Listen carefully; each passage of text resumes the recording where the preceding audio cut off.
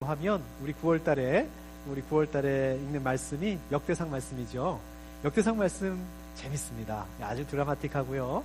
재밌습니다. 바쁘시더라도 꼭 읽어 보시면 좋겠습니다.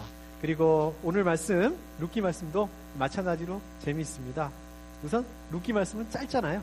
4장밖에 안 돼 있잖아요. 그래서 이번 주에는 역대상 말씀에다가 룻기까지 이렇게 같이 읽으시면 좋을 것 같습니다.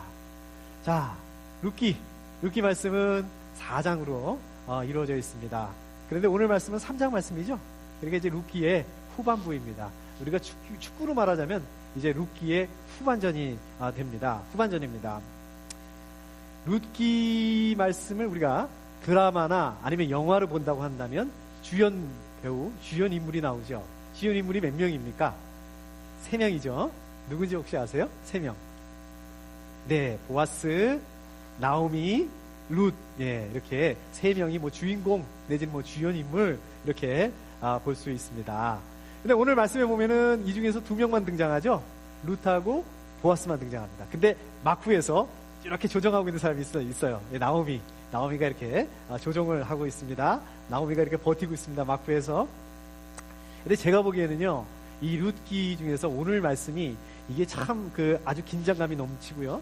재미있는 말씀입니다. 재미있는 아주 중요한 부분이기도 해요. 룻기에 있어서 굉장히 중요한 부분이고 또 결정적인 부분이다. 또 이렇게 말씀드릴 수 있을 것 같습니다. 자, 아무튼 이 룻기는요, 엘리멜렉이라는 그 가족의 말씀으로 시작을 하죠.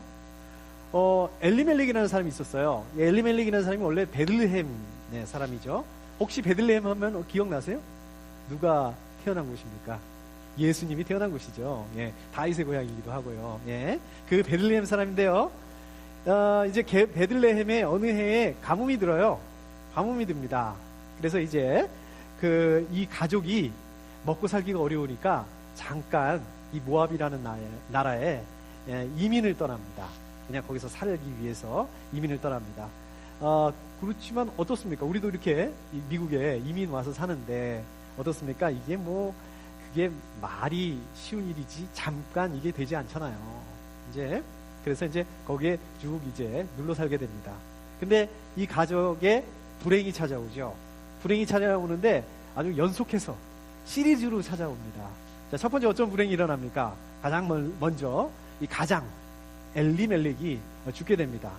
그러니까 아버지가 돌아가셨으니까 어머니가 나오미죠, 그죠? 나오미가 2 아들이 있었는데 2 아들을 그 모압 여인들하고 결혼을 시켜요. 그 현지에서. 그래서 아들들하고 며느리하고 이렇게 살고 있었습니다. 그런데 이 2 아들들도 다 죽게 되죠. 자, 이렇게 되니까 어떻게 됐습니까? 이게 여자 과부 셋이 있게 된 거예요, 갑자기. 그러니까 먹고 살 일이 굉장히 어렵게 되죠. 막막하게 되니까 나오미죠, 나오미. 시어머니가 며느리들한테 야, 너네는 친정집으로 돌아가라. 그리고 자기는 베들레헴으로 돌아가겠다고 이렇게 얘기를 합니다.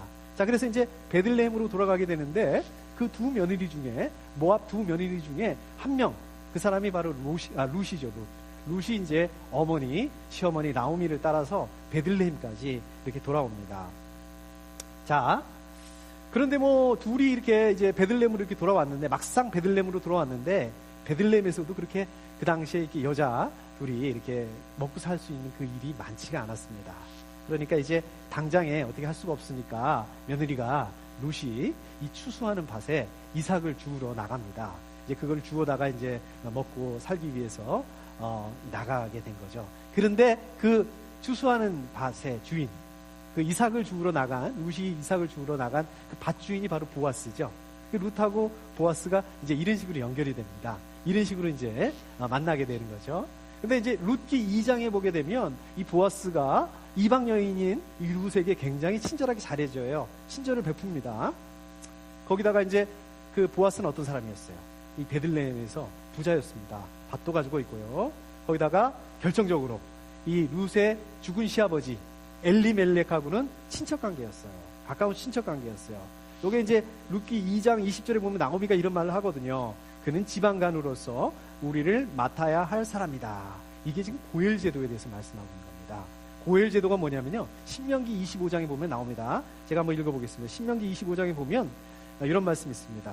형제들이 함께 살다가 그 가운데 한 사람이 아들이 없이 죽었을 때에 그 죽은 사람의 아내는 딴 집안의 남자와 결혼하지 못합니다.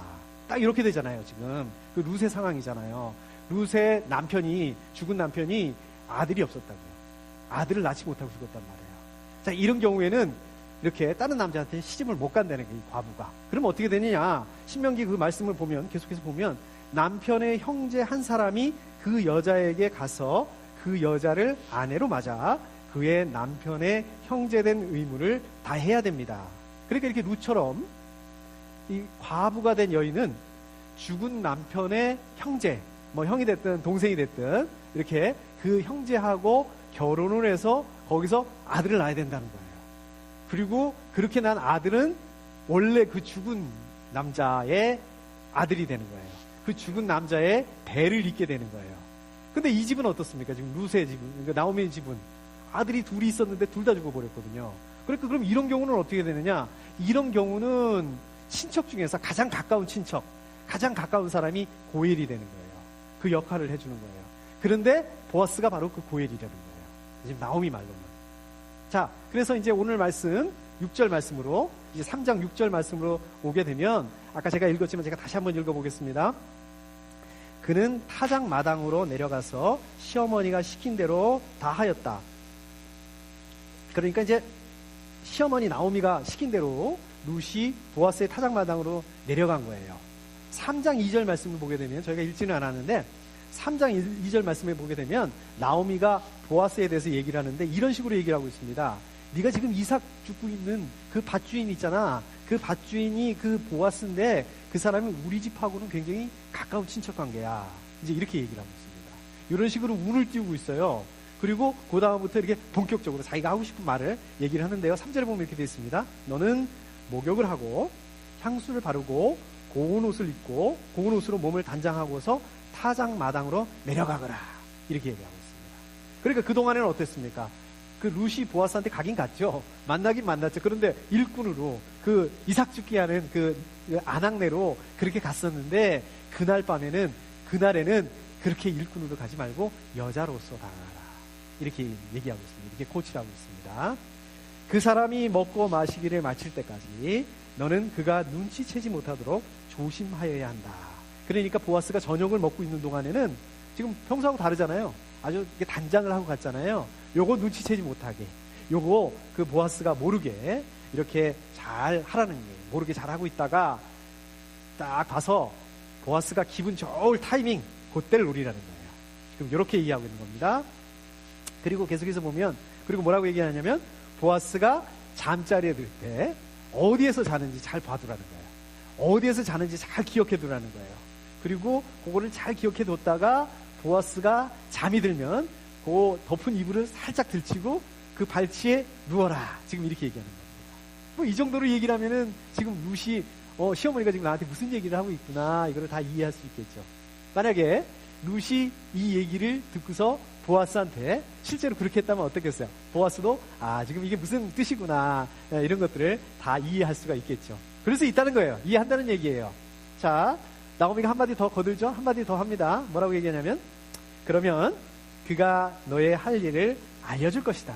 그러니까 나오미 이 얘기는 뭐냐면, 네가 할 일은 거기까지 네가 딱 하고 나면, 그렇게 하고 나면 보아스가 나머지는 알아서 할 거야.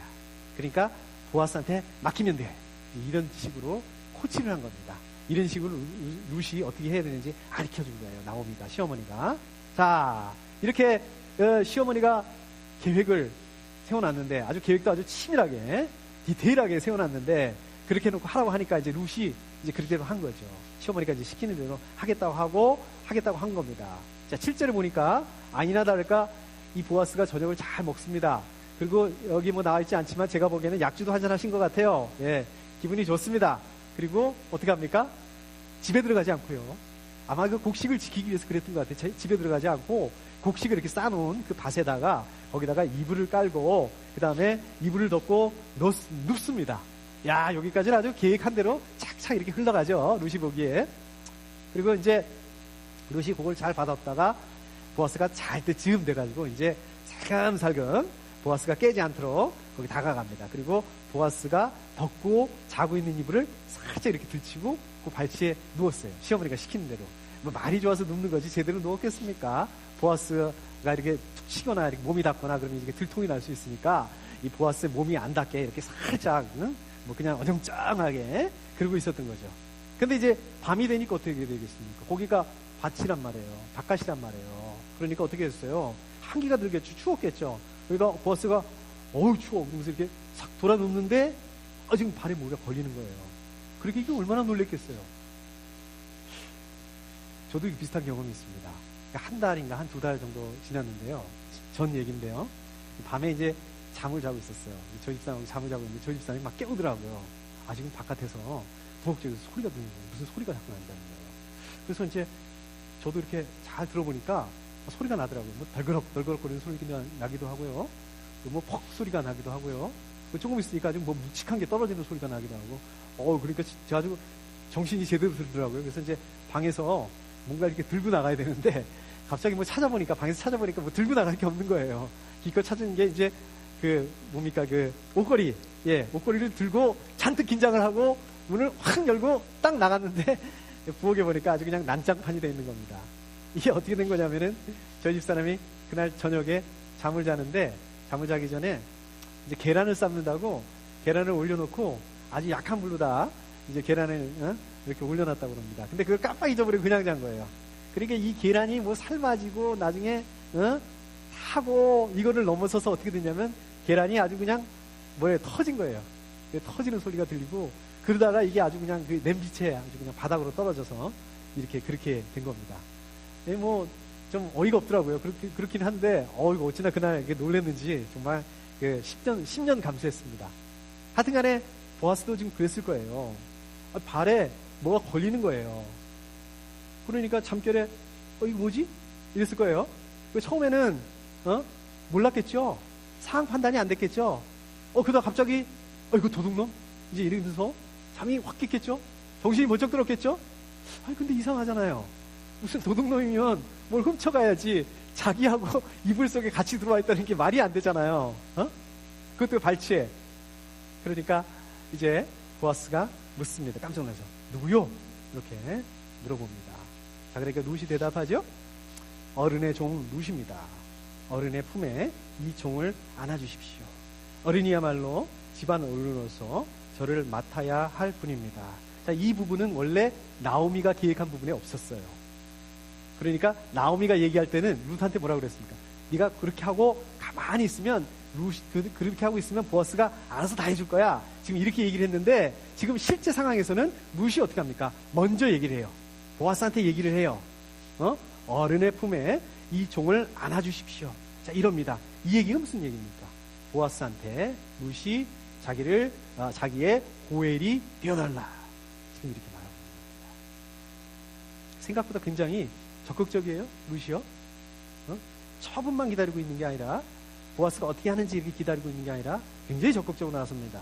자기 생각을 정확하게, 뚜렷하게 이렇게 보아스한테 얘기를 하고 있습니다. 자, 이번에는 보아스가 얘기를 하죠. 이봐요, 룻. 그대는 주님께 복받을 여인이요. 가난하든 부유하든 젊은 남자를 따라감직한데 그렇게 하지 않으니 지금 그대가 보여준 갸륵한 마음씨는 이제까지 보여준 것보다 더욱더 값진 것이요. 이럽니다. 그러니까 여기까지 잘 봐왔죠. 보아스가 룻을 봐왔습니다. 보아스가 지금 룻을 보기에 룻이 어땠습니까? 혼자 된 시어머니를 따라왔어요. 그것도 자기 나라도 아니고 다른 나라까지 이렇게 따라왔습니다. 다른 나라까지 와서 함께 사는 것, 이것도 대단한데 시어머니가 지금 나이가 좀 있는 것 같아요. 그래서 혼자 살아갈 수 있는 저기가 아닌 것 같아요. 그러니까 지금 룻이 이 시어머니를 부양을 하고 있습니다. 자, 그것도 그런데 또 어떻습니까? 거기다가 룻이라는 사람이 어차피 이방 여자인데 마음만 먹으면 얼마든지 자기가 좋아하는 남자, 얼마든지 자기가 원하는 남자, 얼마든지 젊은 남자한테 따라가서 같이 결혼해서 살 수 있는 거 아니겠어요? 그리고 그렇게 한다고 한들 누가 다른 사람이 거기에 대해서 뭐라고 그럴 수 있겠습니까? 그런데 그렇게 하지 않았습니다. 그렇게 하지 않고 고엘이라는 이유로 보아스한테, 자기한테 찾아왔다는 거예요. 이 모든 것들이 하나님께 복받을 만한 일이다. 지금 이렇게 얘기해주고 있습니다. 복받기에 충분하다. 이렇게 얘기하고 있습니다. 계속해서 얘기하죠. 이제부터 걱정하지 마시오. 룻, 그대가 바라는 것이라면 무엇이든지 다 들어주겠어. 이렇게 얘기하고 있습니다. 그래, 고엘 요청하는 거 내가 그거 들어주겠다. 걱정하지 말아라. 이렇게 얘기를 하고 있습니다. 그리고 용기를 내서 자기한테 먼저 다가온 그 룻에게 이렇게 얘기합니다. 그대가 정숙한 여인이라는 것은 온 마을 사람들이 다 알고 있어. 그러니까 룻이 이렇게 적극적으로 한 것에 대해서 혹시 내가 정숙하지 못한 여인이라는 소리를 들으면 어떡하지? 응? 그럴 걱정하지 않아도 된다. 이렇게 자존심을 살려주고 있습니다. 지금 보았으면 룻에게요. 계속해서 보겠습니다. 내가 지방간으로서 그대를 맡아야 할 책임이 있다는 것은 틀림없어요. 이 말은요, 룻의 말대로 지금 네 말만 따라 내가 고엘이 맞다. 네 고엘이 되는 게 맞다. 그래서 룻하고 결혼해서 아이를 낳아서 그 아이가 나오미의 대를 이어주는 거 맞다 이겁니다. 야, 이거 보세요. 그러니까 지금 보아스 자기도 어떻습니까? 자기가 룻의 고엘이 된다는 거 요거 벌써 계산하고 있었네요. 지금 보면. 그렇죠? 나오미 입장에서는 목마른 사람이 우유 판다고 고엘이 될 사람을 적극적으로 나오미가 찾아봤겠죠. 그리고 보았구나. 그리고 이렇게 계산을 해봤겠죠. 왜냐하면 자기 문제니까, 자기 집안을 그 대를 이어줘야 되는 그런 문제니까 그렇게 했으니까 먼저 확인했다는 거 이해가 된단 말입니다. 그런데 보아스도 지금 룻이 어떻게 되나 이렇게 계산을 해봤다는 얘기예요. 글쎄요. 우리 성경에서 자세히 얘기하고 있지 않아서 정확하게 말씀드릴 수 없지만 보아스도 룻에 대해서 전혀 관심이 없었다면 이렇게 했겠어요? 지금 이거는 뭡니까? 보아스도 룻에 대해서 어느 정도 관심이 있었다는 얘기죠. 자, 그런데 한 가지 문제가 생겼습니다. 한 가지 문제가 있어요. 보세요. 하지만 그대를 맡아야 할 사람으로 나보다 더 가까운 친족이 한 사람 있어. 이럽니다. 그러니까 보아스 자기도 룻에게 대해서 관심이 있어요. 기꺼이 고엘이 되고 싶어요. 그런데 그럼에도 불구하고 자기보다 더 가까운 친척이 있다는 거예요. 자기보다 더 우선권이 있는 사람이 있다는 거예요. 보아스는 여기까지 계산해 본 거예요. 여기까지 따져본 거예요. 여기까지 치밀하게 계산해 본 겁니다. 그런데 아까 제가 읽었던 거 룻기 2장 20절에 보면 나오미는 룻한테 이렇게 얘기했거든요. 그 사람은 우리와 가까운 사이다. 그는 지방간으로서 우리를 맡아야 할 사람이다. 여기서 그 사람 누구죠? 물론 보아스죠. 나오미 계산으로는 보아스가 고엘이라는 거예요. 룻의 고엘이라는 거예요. 근데 지금 보아스가 얘기하는 거는 좀 다르죠. 자기보다 더 가까운 사람, 더 우선순위가 있는 사람이 있다는 거예요. 지금 보아스 말대로 하면 나오미가 어떻습니까? 계산을 잘못한 거죠. 왜 잘못했을까요? 첫째, 실수로 잘못 계산한 거죠. 숫자를 잘못 계산한 거죠. 아니면 어떻습니까? 나오미도 알고 있었어요. 보아스보다 더 우선권 있는 사람이 있다는 걸 알고 있었어요. 근데 그 사람이 거절할지도 모르겠다. 몇 가지 생각을 한 거예요. 원래 고엘 제도가 그렇거든요. 친형제처럼 가장 가까운 친척한테 우선권이 있습니다. 그런데 그 사람이 친형제나 가까운 친척이 나 안 하겠다. 그럼 안 해도 돼요. 그 다음에 또 그 사람이 가까운 사람이 능력이 안 된다. 그러면 안 해도 돼요. 포기할 수 있어요. 그러니까 지금 나오미가 여기까지 다 계산을 하고 그 사람은 아마 포기할 거야. 그 사람은 안 할 거야. 그리고 그 다음이 보아스니까 보아스가 고엘이다. 이렇게 얘기를 해준 거일 수도 있어요. 그 며느리한테. 그런데 그럴 가능성은 별로 없습니다. 나오미가 거기까지 계산하고 거기까지 알아보고 다 계산해보니까 그래서 보아스가 고엘일 거다. 이거 아닙니다. 이거 왜냐하면요. 나중에 뒤에 4장에 보면 실제로 그 사람이 처음에는 자기가 고엘이 된다고 하거든요. 포기할 의사가 처음에는 없었거든요. 근데 나오미는 왜 이렇게 얘기를 했을까요? 나오미는 왜 보아스가 고엘감이라고 이렇게 얘기를 했을까요? 이유가 있습니다. 나오미는 고엘도 고엘인데 생존에 문제가 걸려 있었던 거예요. 자, 뭡니까? 지금 무슨 말씀입니까? 이 보아스는 어떤 사람입니까? 부자였단 말이에요. 보아스에서 살 만큼 사는 사람이었어요. 재력가였습니다. 그리고 보아스가 친척거리고 비록 1순위는 아니지만 그래도 고엘이 가능성이 있는 사람이었단 말이에요. 그러니까 얼마나 좋았겠냔 말입니다. 거기다가 보아스가 또 어떻게 대해줘요? 룻하고 나오미한테 아까도 말씀드린 것처럼 잘해줘요. 특별하게 대해준 겁니다. 자, 이런 상황에서 보아스가 룻의 고엘이 된다면 이야, 이거 얼마나 좋은 일이에요. 이제 고생 끝, 행복 시작 이렇게 되는 거 아니겠습니까? 아니, 나오미 입장에서 한번 생각해 보십시오. 그 누군지도 잘 몰라요. 그 사람 무슨 생각하고 있는지도 몰라요. 그 사람이 자기를 책임질 수 있는 사람인지 책임질 수 없는 사람인지 몰라요. 이런 사람이, 그 사람이 더 가깝다는 이유로, 더 가까운 친척이라는 이유로 고엘이 되는 것보다 보아스가 훨씬 낫죠. 보아스가 훨씬 낫죠. 그래서 지금 나오미가 이 보아스를 잡기 위해서 계획을 세운 거예요. 디테일하게. 그리고 룻한테 이렇게 시킨 겁니다. 룻을 보아스한테 보낸 겁니다. 그러니까 이 미리 준비한 대로, 각본대로, 그 지금 결정적인 순간에 룻이 보아스한테 고엘이 되려고, 고엘이 돼주세요. 이렇게 얘기하고 있는 거예요. 그리고 마침 보아스도 룻에 대해서 긍정적인 마음을 가지고 있었는데, 마음에 두고 있었는데, 그래서 이것저것 계산까지 해봤는데, 따져봤는데, 룻이 먼저 자기한테 고엘이 돼달라고 얘기하고 있어요. 룻이 먼저 그 결혼해달라고 하고 있어요. 그러면 딱 된 거 아니에요? 양쪽의 마음이 다 알게 됐어요. 그리고 어떻습니까? 뭐만 남았습니까? 그냥 저지르면 되는 거 아니에요? 그날 밤에 분위기가 딱 갖춰진 거 아니겠습니까? 상황이 딱 맞춰진 거 아니겠습니까?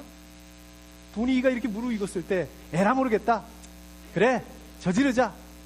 이렇게 하면 되는 거 아니겠습니까? 그런데 보아스가 뭐라고 얘기합니까? 이렇게 얘기합니다.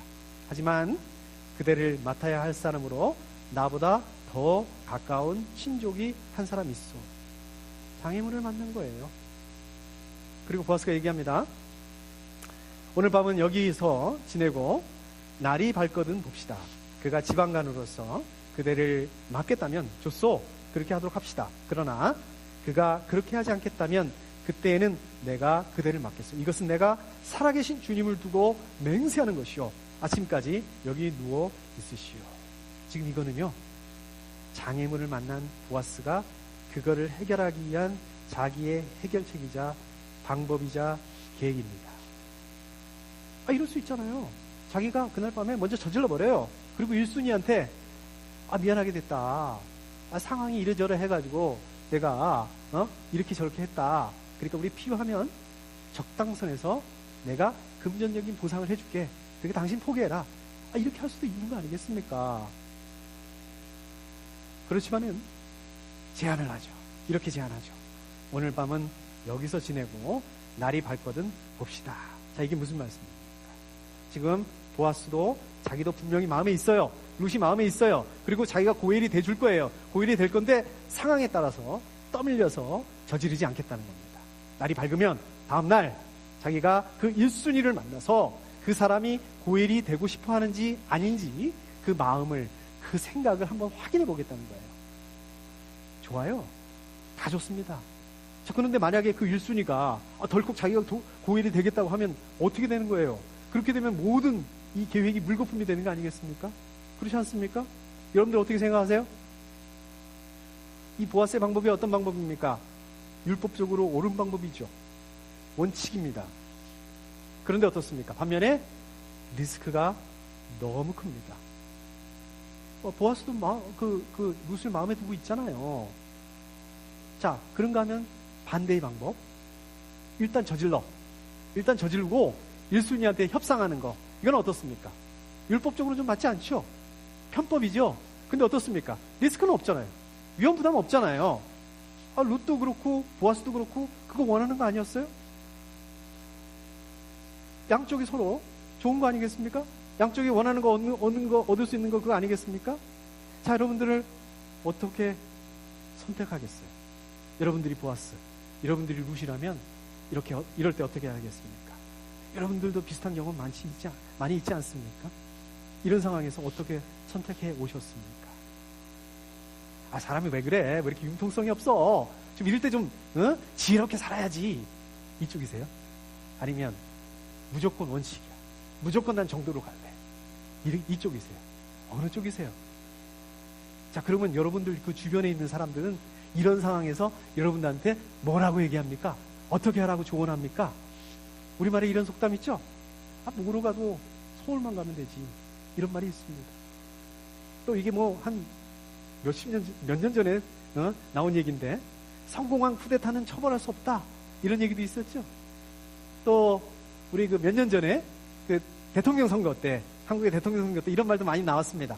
도덕적으로 조금 문제가 있어도 경제만 살리면 된다. 이런 말도 많이 했어요. 이런 말들이 다 어떤 말들입니까? 과정, 그런 거 다 필요 없어. 결과가 중요하다. 이런 얘기 아니겠어요? 여러분 어떠세요? 아니죠. 아닙니다. 이건 아닙니다. 근데요, 문제는 이게 안 되면, 결과가 나쁘면 실패하고 패배자가 된다는 거예요. 그리고 더 문제는요, 이런 생각들. 그러니까 결과가 나쁘면 실패자라는 생각, 결과가 나쁘면 패배자라는 이 생각이, 그래서 어떻게 해서든지 성공해야 된다, 성과를 이루어야 된다, 이런 생각들이 교회 안에도 이미 깊이 뿌리를 차지하고 있다는 겁니다. 그래서 어떻습니까?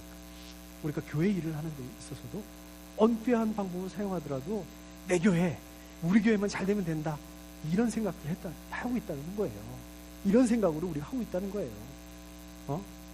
그런데 어떻습니까? 실제로 교회가 반짝 잘 되는 것 같아요.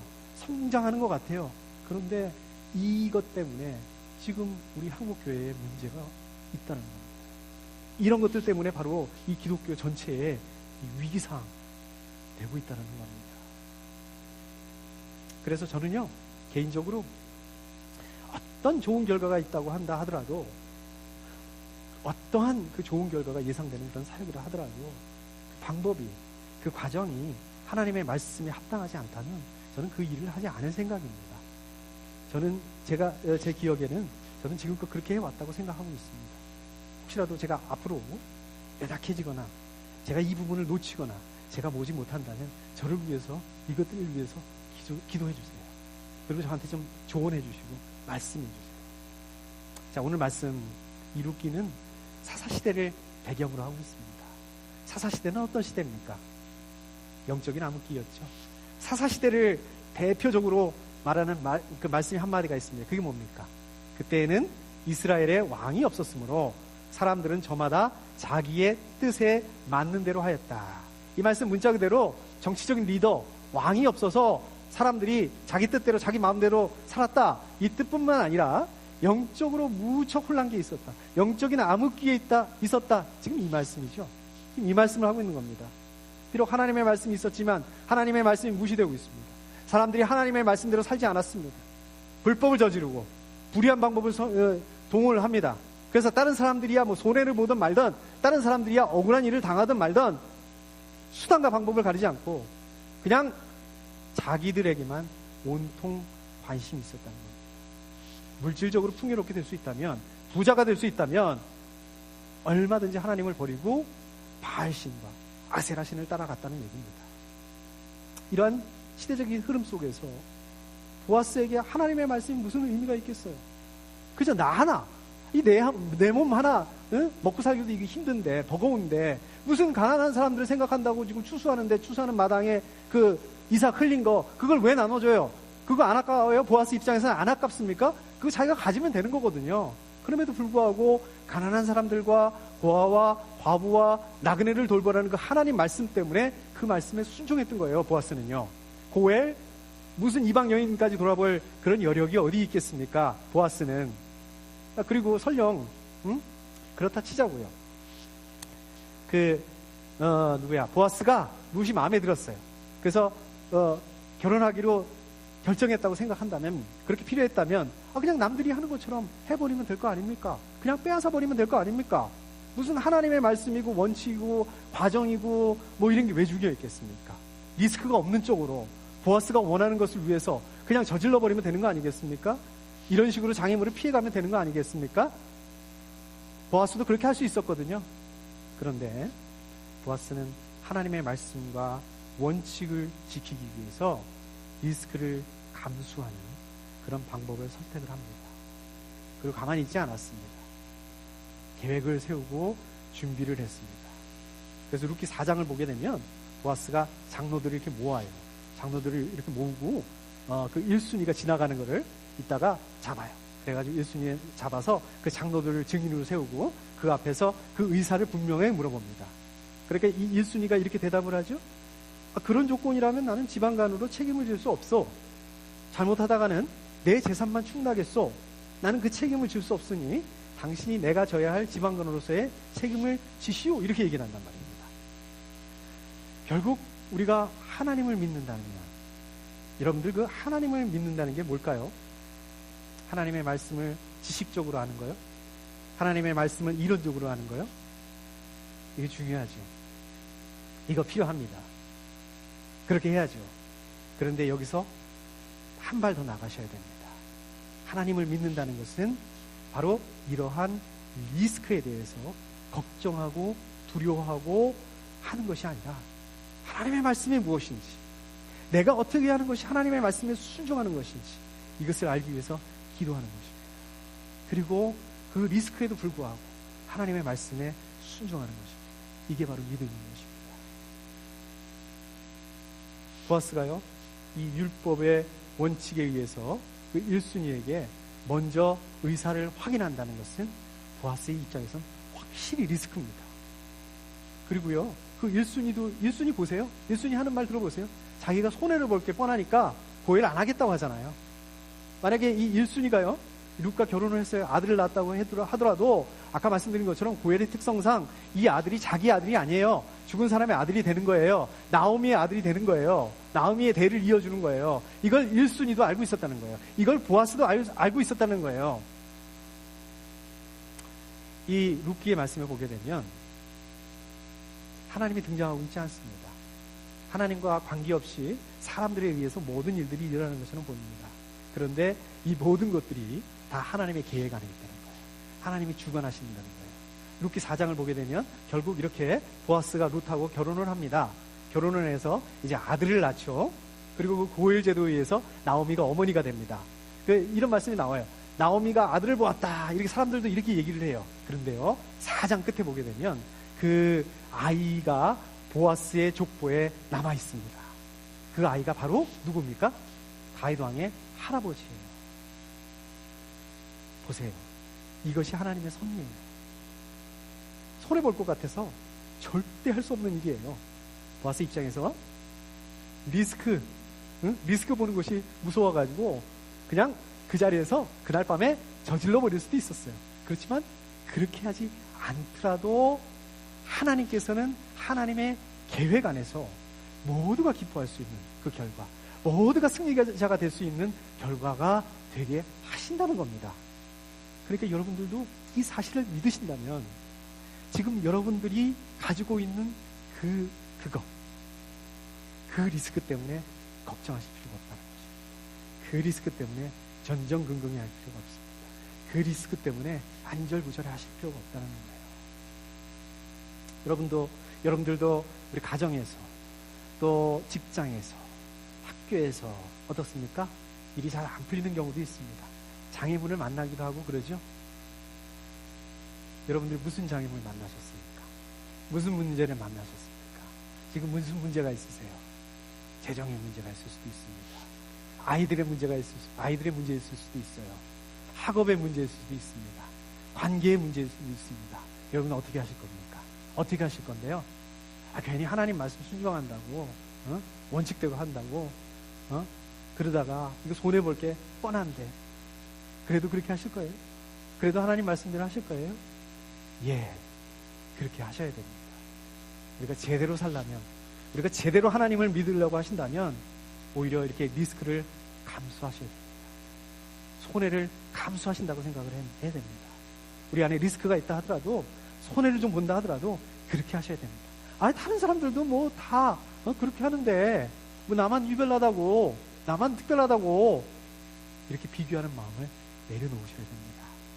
이거 사단이 여러분들한테 주는 겁니다. 사단이 왜 이런 마음을 여러분들한테 주겠어요? 여러분들이 잘 되라고요? 아니죠. 그렇지 않습니다.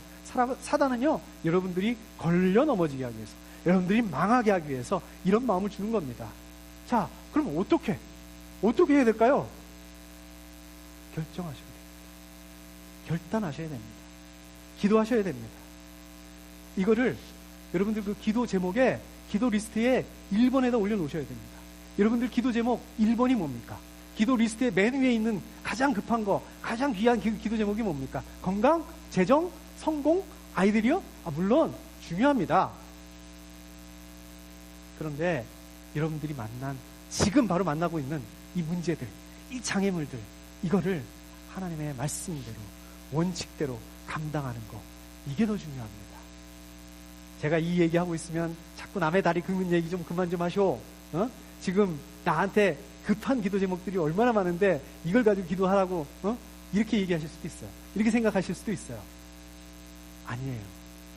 이게 안 되니까, 이 1번 기도 제목이 안 풀리니까 2번, 3번 그 밑에 것들이 다 안 되는 거예요. 안 풀리는 거예요. 여러분들 혹시 그 기도 제목이 응답이 안 되세요? 그럼 먼저 이걸 기도하셔야 돼요. 이게 중요한 겁니다. 제가 이렇게 자꾸 중요하다고 얘기를 하지만 우리가 더 중요한 것처럼 보이는 것들 다 제껴놓고 이걸 놓고 기도한다는 게 어렵습니다. 이게 어렵습니다. 혼자서는 어렵습니다. 안 됩니다. 그래서 우리 교회 공동체에서 이것들을 함께 나누셔야 돼요. 함께 기도하셔야 돼요. 교제하면서 격려하면서 서로 격려해 주셔야 돼요. 위로해 주셔야 돼요. 이게 바로 방법입니다. 이게 바로 해결책입니다.